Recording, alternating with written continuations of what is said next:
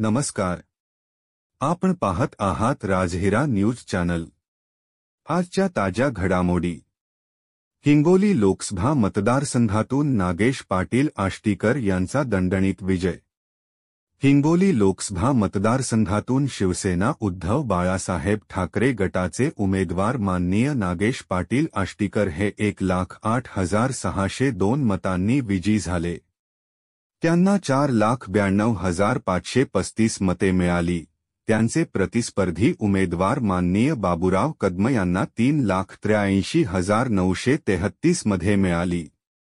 व यामुळे नागेश पाटील आष्टीकर हे क्रमांक 1 वर राहून विजयी घोषित करण्यात आले.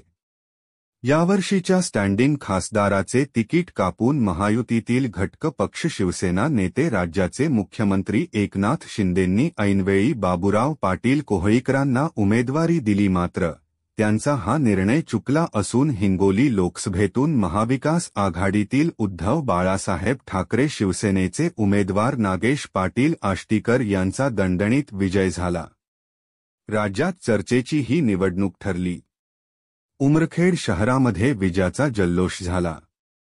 विजयी उमेदवार यांचा जल्लोष करण्यासाठी उमरखेड शहरातील संजय गांधी चौक, नागचौकासह मुख्य चौकात महाविकास आघाडीच्या पदाधिकाऱ्यांनी फटाके फोडले, गुलाल उधळत पेढे वाटले व जल्लोष करण्यात आला. यावेळी काँग्रेस, शिवसेना, उद्धव बाळासाहेब ठाकरे गट व राष्ट्रवादी शरद पवार गटाचे नेते, पदाधिकारी व कार्यकर्ते शेकडोच्या संख्येने उपस्थित होते. मुख्य संपादक दिलीप मुनेश्वर, राजहिरा न्यूज चॅनल, उमरखेड.